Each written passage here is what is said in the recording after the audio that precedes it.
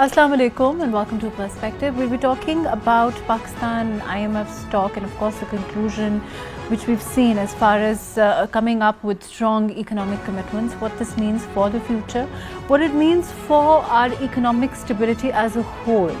What kind of measures do we expect on the whole in the next couple of months? And as far as the trend is concerned, when we're looking at the international markers all over, do they predict more stability? Do they predict more growth?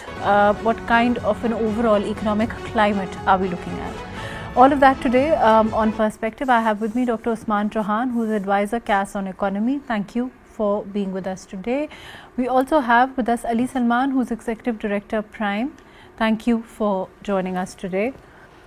Before I go to the studio, I'm going to go to Dr. Usman. As I was saying, there's also, you know, at this time, let's start with IMF. It seems like it's a good to go deal as far as the next tranche of money is concerned. What does this mean as far as stability is concerned? And what is this, do you think it will come with more conditionalities, or do you think that it is a more or less, you know, a stamp of approval on the direction in which Pakistan's economy is going at this time? First of all, thank you for having me on your show. It's always a supreme pleasure of mine. Your question is about the stability, and is it a seal of approval? Yes. In terms of stability, it is certainly a marker of the fact that a lot of hard work has been done. So first of all, we have to acknowledge the hard work by the finance minister, by all the departments. It's very important to acknowledge that we've been through a tough time. And the stability that has been fomented is one that is, you know, something that gives breathing room to the government, to businesses, and so on. But our temperament is such that we do want to do better because we understand Pakistan's potential is so great. That is why, for example, the business community is saying we want a larger rate cut. We want to have some bottlenecks removed. We want to spur growth. The problem for the government is to balance between growth and stability. They're actually at cross purposes. In order to deliver growth, you would have to reduce interest rates far more. You would have to actually promote policies that start to heat up the economy. And our experience as a country over 77 years has been of boom and bust cycles. So they do deliberately heat up the economy, and then they end up having to cool it down hard. And that makes it very difficult to have long-term planning. So that's why the government is hesitating from heating it up immediately, not just on the finance side, but even on the monetary. So the State Bank of Pakistan is also saying, we're not going to do rate cuts so hard unless we also see some reform. As an independent entity now, since 2022, it is able to make the claim that it also wants to make sure reforms happen like the IMF does. Now, as far as the IMF goes, you may see it as a tacit seal of approval for now. It's implied because not everything is concluded yet. So it is premature to give a definitive conclusion, but all inclinations are towards something favorable happening. Favorable happening in that the delivery of the tranche should occur, and that generally the IMF will express satisfaction about what has been done.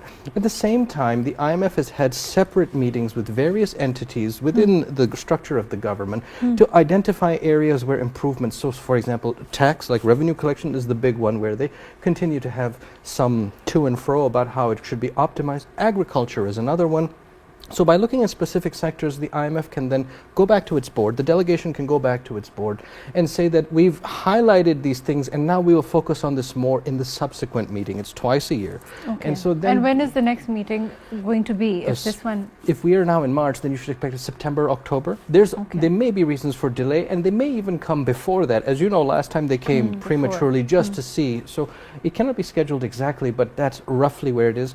And we have to keep in mind that the IMF has a lot of countries to look at now. Because of how world trade is shifting, the IMF has to look amongst many countries, for example, Ukraine. Let me include Ali Salman and then I'll come to you. Ali, can you hear me? Yes, Mahrukh, I can hear you. Ali, we're talking about the direction in which economy is taking, and what do you expect now from, you know, overall the kind, you know, of course the money that it seems IMF is ready to release overall. Do you think that, you know, for example, tax is something that Dr. Usman brought up. Do you think that we are likely to see more reforms in that area, pursuant to this agreement, and when it goes through, and, you know, of course the formal seal of approval? Yes, I think talking directly about the reforms, let me highlight three important aspects or dimensions of the discussion, which IMF and also government of Pakistan have raised. Can you hear me? Loud and clear. There are three aspects. First of all, as you mentioned, is the tax reforms. And the key question which IMF is still asking, how far we have been able to broaden the tax base as opposed to hiking the tax rates. In the last budget, we saw increase in the tax rates, for instance, on salaried class. And there is concern from all stakeholders that it has gone too far. The highest rate, top marginal income tax rate, being close to 45%. High. Broadening of tax base means that segments such as retail sector, wholesale sector, real estate sector, information technology sector should also be paying the same level of taxation as other sectors of the economy, which will help then broaden the tax base. Currently, it is not the case.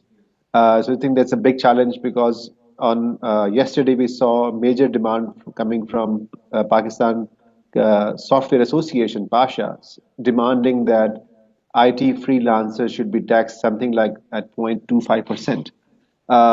So they are paying already 0.25%, but those companies which are in the formal sector are paying much higher rates. So these discrepancies exist, and they distort the market. They distort also the human capital. So we need level playing field and taxation. Only then we can expect to have real tax reforms. Tax reforms is not about just improvement of technology, which is helpful, but in the absence of such moving to uniform rate, for instance, I don't see reforms being seriously taken into account as of now. Second point, which IMF has raised as a concern, is the energy sector. And I think we just yesterday we saw the government responding to that criticism from IMF that, for instance, we offered a lot of exemptions or privileges to the users of solar panels, and IMF observed that the major beneficiary, although solar is also being used across the farm.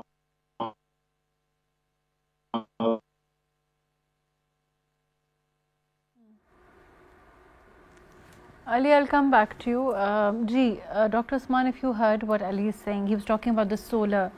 And this is something that, there's a lot of talk about how, it seems that the rebates or the exemptions, although I don't know if one can call them exemptions or not, but really, it seems that certain terms for the user have overall only benefited a certain section of society.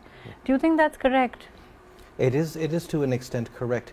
I can look at it from the government perspective, so can you, but we also look at it from the consumer perspective because we're consumers as well. There is this net metering function where you were incentivized to have panels and then you would actually put electricity into the grid and you would get like meager compensation relative to what you would pay to purchase electricity. It's like 1/8 of that. It wasn't a great deal anyways. Now they're saying they want to cut it down further, but they believe that that is going to disincentivize the adoption of solar. I don't worry about that because things like load shedding still exist here. Things like being on the grid and having intermittent electricity and also the eco-friendly aspect to it, there's a very strong business case for solar even if they remove net metering. I personally had solar installed 4 years ago just because I believe in the environment, and I think these kinds of trends will matter much more. The problem for the government is that it needs to have grid stability, and there's something called a utility death spiral, that if you're wealthier cadres keep getting off the grid, then only poorer and poorer and poorer are left exclusively on the grid who are unable to pay for it. And because the wealthy have gone off, the rates for the poorer get higher. So you get into a death spiral that is very scary. This is not just a problem for us, this is a problem for the developed world. A sunny country like Australia has a utility death spiral. So the problem is that ultimately we have to look at how the contracts have worked. I know that the government has done a lot of work to get rid of some, but there's some still left.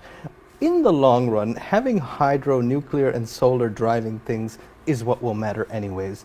But what you're calling the death spiral is something, of course, very eminently concerning the government at this time. It is of dire concern for us. For example, perhaps more than Australia, like you mentioned.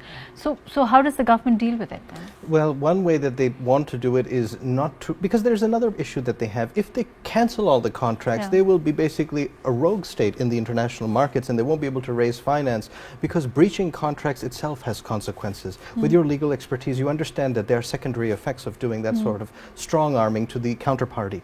Now, with that, they are thinking that they have to reduce the circular debt in various ways. One way they're thinking is transferring the liabilities to the private banking system and let them sort it out. Another way is to continue to strong arm the IPPs and get them to come to better rates or revise the capacity payments. Another way is to disincentivize solar temporarily, but again, the key word you used is short-term or dire short-term things.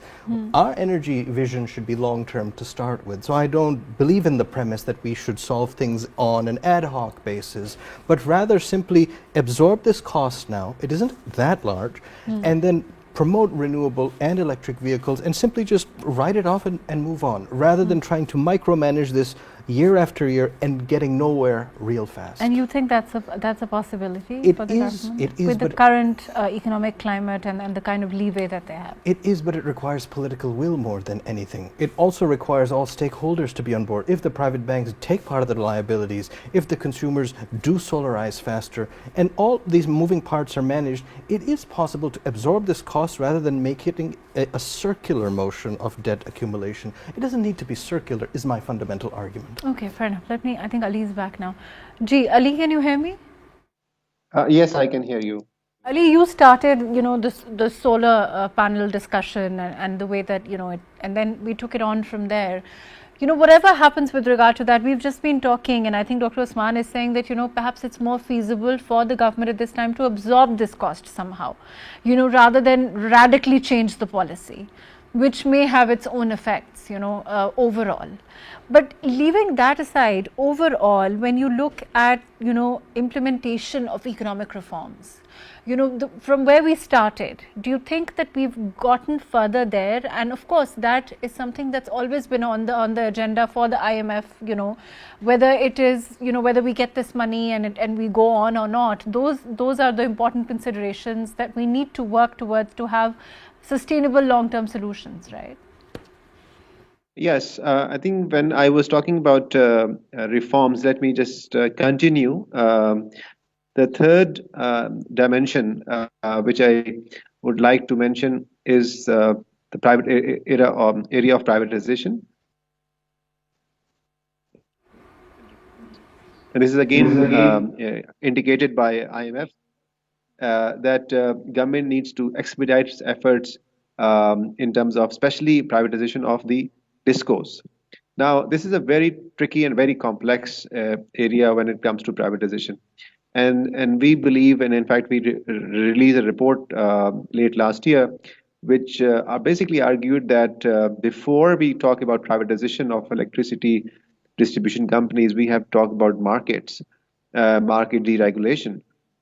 Because in the current structure, if we just go towards privatization, then it may not, attract the kind of investors we would need. Look what happened in the case of PIA. All the potential investors pulled out, and government failed to make them keep interested in the deal, in the transaction, because there were not enough, incentive on the table for the private investor. So when we talk about the privatization, I think the focus and the priority has to be for the government to engage with the private sector and to make more practical steps. For instance, if it is indeed too complex transaction like PIA, but there are 20 or to 25 other transactions which are available with the Privatization Commission, and they can go ahead by launching some SOEs on the stock exchange through IPOs, offering shares or offering shares on the stock exchange, so that it can be recapitalized, and companies which do not meet the criteria of being corporatized in that way, or the shares cannot be floated due to the balance sheet of the company or because of the business model of the company, then perhaps we should open to the idea of liquidation of those companies, closing them down rather than keeping them on government payroll, taxpayers' payroll to be specific. And again, that's a very radical step which I am proposing here. But this is something which the government is apparently not ready to take into because of the political fallout or political implications. There are labor unions in many of these SOEs. There are also interests of top bureaucrats sitting on the board of directors of these SOEs.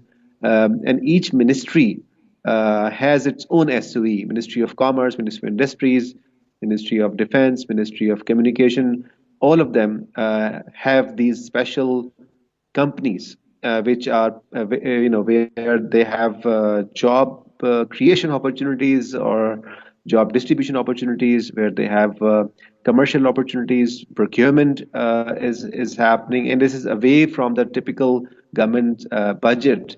So and so this is one of the very important demands of IMF. They would like to see a clear roadmap, a more reliable roadmap. You see, the Privatization Commission issued a roadmap that we will do, let's say, 20 transactions in the next 3 years, but then it did not provide specific details, and so it did not bring the level of confidence which is needed, not just for IMF but also for investors to see. Just last month, for instance, government advertised for the privatization, hiring of financial advisor of ZTBL, Zarai Taraqqiyati Bank Limited, and government had to re-advertise because it could not get any financial advisor to take interest even in the process of it. And while we're not talking about the actual investor, we are talking about the evaluation process. So it means that there is a serious credibility gap when it comes to privatization of SOEs, and government needs to fulfill that credibility gap. When we talk about credibility gap, I'm going to include Usman in this also. When we talk about credibility gap, isn't it true that we at this time, whatever the state of the economy was a year ago, even more, was compared to that, we are doing vastly better. And in terms of international indicators, things are much better in terms of the predictions also overall. Then why is there, the infusion of confidence that is needed? Why is there that gap that Ali is talking about? Well, Dr. Ali Salman is absolutely right, and I commend his work at Prime with PIDE and the reform study they produced, and it is a very lucid understanding of these things. His their argument, and it's also my argument, is that you need to have the right structure and environment and then proceed with it. It's like trying to teach your kid to swim, but you got to fill your swimming pool with water to actually that water is missing. So the market where you would have the signals from buyers and sellers does not exist. So simply throwing these discos out there as privatized won't work. That is fundamentally what is at stake here, that you have the functioning market system, and that's where investors will give you their honest appraisal. Let's take the example of how Tesla is down 50% from November because the investors think Elon Musk is toxic, for example. They're not going to touch that. Investors are very brutal because they do their propaganda by the deed. They'll simply just withdraw their money. The same is true when we look at the credibility gap that Dr. Ali Salman has said. Basically, investors believe also that the swimming pool is empty. So just putting this out there, they won't be able to run it properly. So what changes do we need to make to ensure that to tell them that there is really water in the pool? The deregulation of the electricity market is the energy case. The deregulation of other markets so that you have players, more of a level playing field with regulation, of course, and oversight bodies, but proactive oversight bodies that facilitate rather than intercede.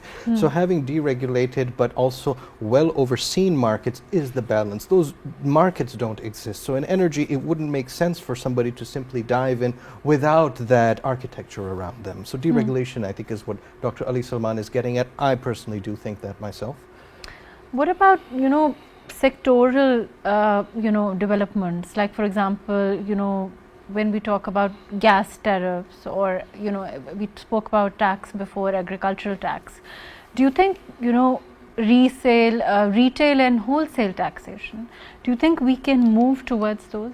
I believe we must. I believe we must because... No, but you and I think Ali also talked about how, we need all round, of course, the ability for the government to bear the brunt of these decisions. Any government has to evaluate its political cost, whatever that may be. And that's true not of this government but all governments. True. Do you think that the government at this time, with the facilitation councils overall, with all stakeholders being on one page, are in a position to do so? That depends on your assessment of the level of political capital that the government enjoys. If you proceed with the presumption that they do enjoy the popular vote and the popular appraisal, then yes, they can expend some of that capital in the national interest, because what they would be doing is putting a reform effort in motion that would give the next 2 generations a stronger economy. So I think that trade-off should happen. If you believe that there's lacking political capital, then holding the cards close to the chest will simply kick the can down the road, and a future government will have to take precisely the same steps. So I believe that it is in the national interest that some political capital is expended for the right reasons. That's how I see it. Right, fair enough. Ali, do you think, in terms of this, the way that we are looking at IMF and, of course, with this money coming in, how soon do you think, realistically speaking, we can see some of these measures being put in motion? Because we do know that the government does seem inclined towards this kind of reform. There's been a lot of talk about it. Even little, baby steps, but, how soon can we relatively safely take them?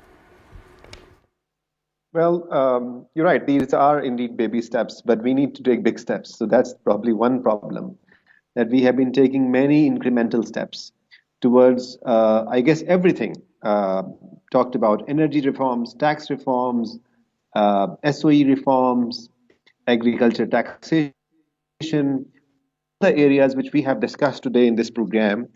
Government can claim rightfully that it is taking some steps towards it. But these, as we say, these steps are not moving the needle yet. So when the needle is moved, investors will see, market will see.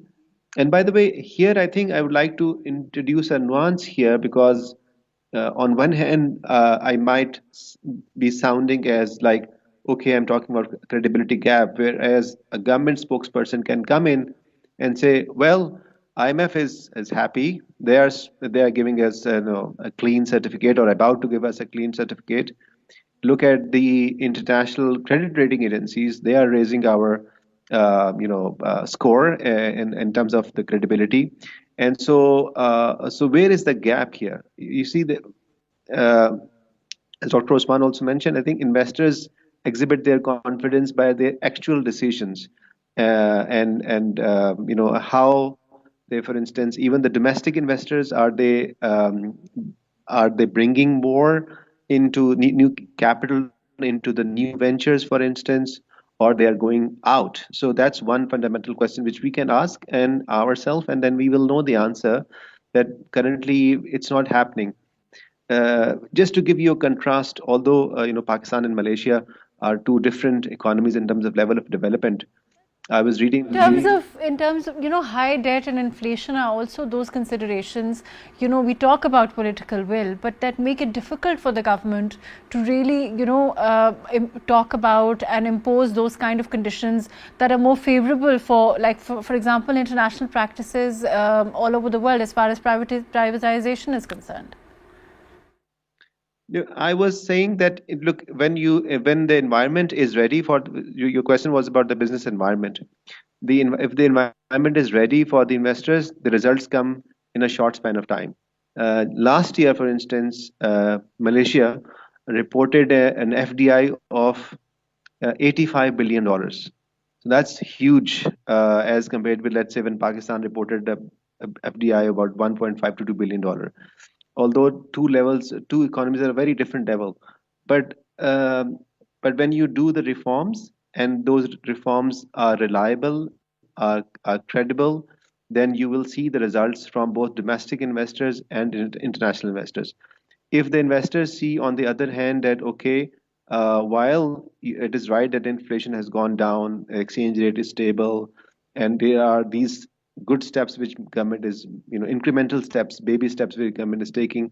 But on the other hand, if there's a perception in the market, even there's a perception in the market that there's coercion and the contracts are not being honored, then or they cannot reliably take their profit or their profit to their principal offices, then this gives a negative signal in a real those steps or those announcements with the government is making. So we see and compare these announcements, perceptions, and real steps which the government is making.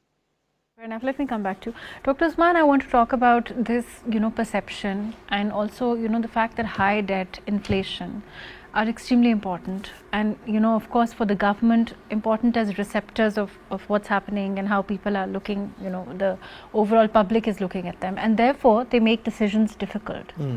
It's not just political will. I mean, those are considerations that are extremely important for any government. Where are we with regard to that? The decision will inflation seems to be down. Yes. One has to agree with that, right? One does. But overall, as far as the economic climate is concerned, do you think we're ready to bear the brunt of it? Yes, again, the trade-off will be one between growth and stability. So if you don't act, you can still you make a convincing argument that you're just trying to keep things stable in a turbulent world. The world is very turbulent. Okay. That is a legitimate argument. But ultimately, there will be questions about our population growing at 3%, the new poor, the global turmoil. When are we actually going to achieve our full potential? Will it be our generation, the next one, etc.? Ultimately, growth will be required, and growth without reform would mean inflation and deflation, of the economy, not price levels. So it is really worth it to take these decisions now. It would have been really nice if they were taken before we were born, and then we would just have a nice economy. But at least somebody taking that decision at some point would help us a lot, and we might as be the ones who suffer, so that the next generation has it better. It's the best I can say. But for example, things like uncertain exchange rate, like you said, it's a turbulent world. I think maybe that's another way of saying it. And are they going to influence your long-term investment goals also? Our exchange rate, you're asking? Yes. Yes, I mean, the fact is that we have protected our exchange rate, and perhaps. But what about international exchange rate? That is a very complex subject, to be honest, just because nobody understands what Donald Trump is trying to do. There is, for example, this argument that Donald Trump is deliberately trying to weaken the US dollar. There was this thing called the Plaza Accords in the 80s where the US got its allies and said, we're going to deliberately devalue the dollar. It seems like there's going to be a new Plaza Accord, which is going to be strong-armed, and Donald Trump will deliberately bring down the dollar to make it more competitive, to make US exports more competitive, to reduce their deficit, etc. So it might be a kind of, and if that happens, the dollar will naturally fall against all currencies, including ours, but we are also looking to boost our exports, especially to the US, because it's our largest market. So because all of these things fall into a complex jigsaw puzzle, the economy, it isn't clear when such radical decisions are taken by such a large economy, how everybody will react. So that's what we mean, I think, above all, with the turbulence right now, because the Russo-Ukrainian war is nearing its conclusion. COVID is a distant memory now. And yet somebody is introducing all of this havoc into the system. Even with allies like Canada, the US is doing that. This makes it impossibly difficult to know who is going to benefit how and from whom. We just don't know, really. Okay, fair enough. I want to, Ali, I also want to talk a little bit about, climate funding. And of course, that's important for the IMF also. In terms of, do you think we'll be able to secure more funding? Because that, of course, every year makes things more difficult. And, especially for countries like Pakistan, where, of course, we are more affected than those that perhaps, are more responsible for it. Do you think that, we have asked for about $1 billion in climate finances, and, how important do you think it is for this funding for Pakistan's economy, and, whether you feel that, overall they can be effective utilization also? Okay. Well, my view is that there is a trade-off on the table. It seems from the news that IMF is ready to give it another $1 billion in the name of climate resilience funds. However, there is apparently a cost, and that cost is another tax, carbon levy, which IMF wants government to impose on the industries. And I don't think so that we are ready for it. I think that there will be although there is no public documentation available, and I think we need to do more research on that aspect. But I don't think so that we are ready to take any extra tax burden, whether it is in the name of the environment protection or the name of social protection, as we used to have them in the past. There should not be any extra taxation. That's very clear. And if these funding for climate resilience comes in at the price at the cost of an additional tax, I would say no to it. And I think that it is not a useful way of thinking in terms of always looking at the external funds while ignoring the potential of the domestic capital and domestic industry. And frankly, there is a long history of how these budgetary support measures have not been useful and well spent when it comes to government. And even when it comes to an additional tax burden, as it seems it will, then it will be more harmful than beneficial. Right, fair enough. Dr. Usman, do you agree with this? Do you think that, but then what is the flip side? Because, a couple of months down the road, we're looking at, unfortunately, more potential, no, I don't want to say disasters, but, things do get to we have seen climate become hazardous, and we are already, on that, in that very low kind of range where we can't really take more. So what happens then when that happens, and then we will need funding and we will need that kind of help again? If we are not in a position to do, as Ali says, impose that extra tax burden. Yes, Dr. Ali Salman is pointing to a very important trade-off. Simply, if we take $1 billion in, but we make our industries even more uncompetitive, very soon that is a losing proposition. Okay. But we do need to, at some point, as we aim to be a developed country, have good emission standards, have decent, management of waste and effluent. And the scientific literature that I've read that has used Pakistan as its case study shows that the water in our rivers is extremely polluted by industrial effluent. There's actually a human cost of not doing this. It all ultimately boils down to what our priorities are. If you want to just have $1 billion in your coffer right now, go ahead and do that. If you want to make your industry uncompetitive, fine. But at the same time, if you want to have better public health and safety and regulation so that your kids don't have mercury poisoning or arsenic poisoning, then probably focus on that. And so ultimately having climate resilience is important. Now your question is much larger than just industry. It's about having protection against flooding, heat, and then also vectors of disease transmission. For that, I think a lot of work is being done, but there is room to do further in terms of, for example, balancing out, knowing that the glacial melt is occurring. So I think that's perhaps IMF may not be, there are other forums, not that they've, if you look at the Paris Accord, or, we haven't been able to get as much overall in terms of the promises that were made, but perhaps that is a better way forward for us rather than through the fund. I think you're making an excellent point. Perhaps the IMF is not the right counterparty to discuss environment with. In fact, having, for example, a carbon market and having carbon credits and having other solutions at the side in more sympathetic fora would be much better, because the IMF is always about strings attached, always. So these strings seem particularly punitive. I do believe that there will be further capital put aside for climate financing as things become more dire. Even in the countries that are the most denialist, whose administrations are the most denialist, there are wildfires in California. I mean, you can't beat around the bush too much longer.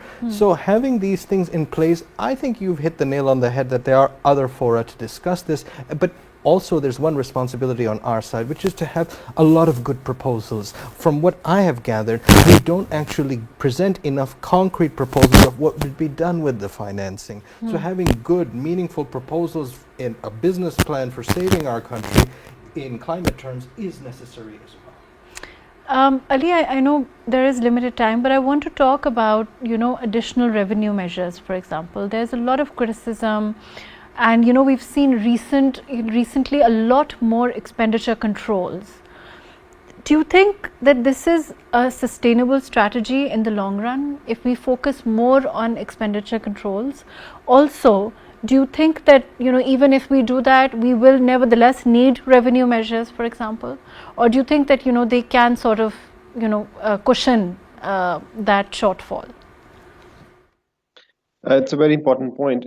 Let me mention very briefly this Environment and Climate Change Fund. About 2 years ago, I remember Mr. Bilawal Bhutto was speaking in international forum, and he announced a $10 billion fund availability for government of Pakistan in the name of climate protection. But I think we have not seen it being converted into reality, and we hope that there are focused efforts to be made to actually make good use of the opportunity which are available internationally. But quickly to your question, you see, if you look at the long-term trend in Pakistan on the fiscal side, it's an important fact. Our tax to GDP ratio has remained the same, almost flat at about 10% over last 15 to 20 years, whereas our expenditure to GDP ratio has gone up considerably to about by 20%. So it means that it has raised by almost 50%. And so it means that our expenditure, we have not been able to control our expenditure as per the tax revenue growth.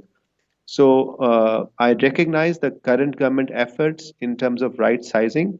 I think there is a very active government initiative in play right now. And we have seen the news coming out from the government departments about right sizing of various ministries and various departments. But I would wait for the budget announcement later this year to see the impact, the fiscal impact of those measures, to be able to give a clear answer.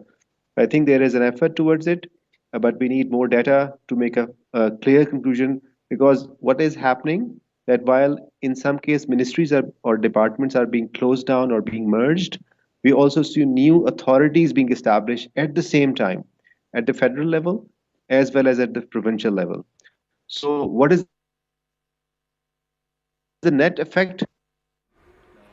Okay, fair enough. Analyze those trends. Fair enough. Let me. I want the same, the same question, Dr. Usman, to you. Do you think that, barring the new authorities which Ali is talking about, do you think that it's in long term, this is a sustainable solution if we do expenditure cuts, and that can prevent us, perhaps, or not taking those revenue measures which are on the horizon also? I do believe that we have to take those revenue measures in terms of having more exposure across sectors. It's unfair to us, the salaried class. But at the same time, expenditure is out of control. For all the criticism that you might hear about Doge in the US, we do need to Doge our own economy, and we have to Doge it real hard in terms of that. So the right-sizing measures are good, but Dr. Ali Salman has pointed to, an expansion of certain size, which shouldn't be there. You have to have it in one direction. Okay, fair enough. And overall, last question, overall, this money comes in, does it mean more? Overall, will it mean anything for inflation on ground for, you and I, for example? Does it mean, because we keep on hearing how inflation is going down. Yes. But again, I think we spoke about it last time, for it to have an effect, that also, unfortunately, the kind of effect that we want to see is still awaited. That effect on the ground for each and every one of us, for example, do you think it will follow, or there is a time period for it? How does it work? Not directly. You won't see an impact directly, but you will see it indirectly, because as we shore up our foreign reserves, it adds stability. It also helps us, God forbid, if prices do increase, that we can still have a cushion to import. In indirect ways, it will help us. It doesn't increase things like, for example, buying power? No, not necessarily, not directly. But that doesn't mean it's a bad thing just because we're not getting better. Yeah. We still are part of a program, and that program is worth it, because if it's the doorstep except for us to do bigger reforms, it is worth it. But in terms of direct benefits, don't count on it. It's just $1 billion, right? Right, fair enough. Thank you so much for being with us today, Dr. Usman Chohan. Thank you for joining us today, Ali Salman. Thank you for being with us today. I think that it's extremely important we discussed the effects of this, this new IMF overview, and of course the effect of getting the amount of money that we expect overall, and whether it will have any effects overall on our economy, what kind of roadmap do we expect in the next couple of months, and also what it means particularly for us and those long-term challenges which the government is very manfully handling and taking up. And we've seen some measures come being enforced pursuant to those. What more will follow? We spoke about that. What more are needed, and what directions the government needs to focus on, particularly to have that kind of long-term sustainable economy. Thank you so much for joining us today on Perspectives.